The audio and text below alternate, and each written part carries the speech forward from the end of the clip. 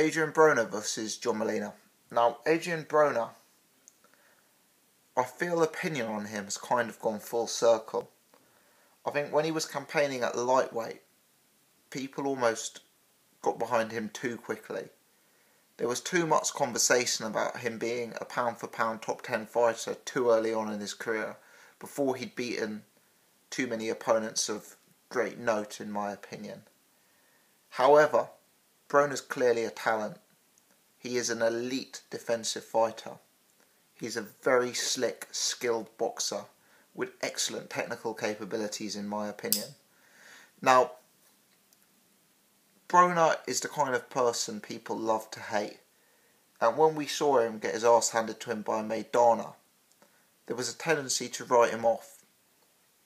But what we must remember is Adrien Broner, who essentially made his name in the lower weight divisions, got beaten that day by a guy who was much bigger and really took him out of his comfort zone.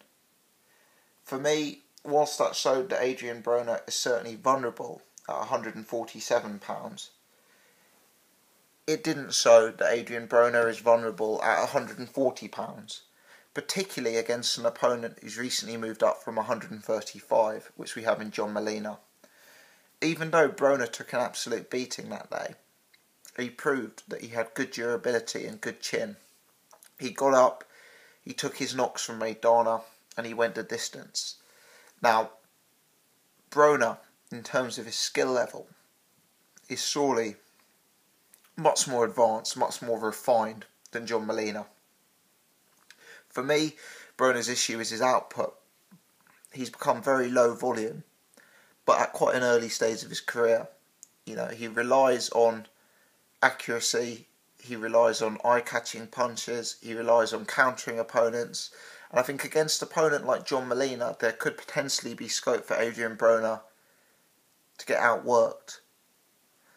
I think a typical example of this would be Broner versus Malignaggi. I scored that fight to Malignaggi, for example. Broner landed the better shots, Malignaggi landed more of them. But I think at 140 pounds, and I think with the difference in class, technically, between these two, in my opinion, I genuinely believe Adrien Broner will get the job done.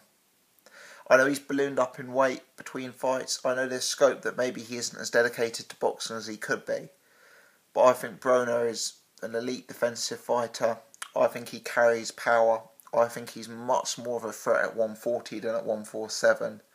And I think John Molina can be exposed defensively with ease by a fighter of Adrien Broner's class. Again, I don't see this as a competitive fight.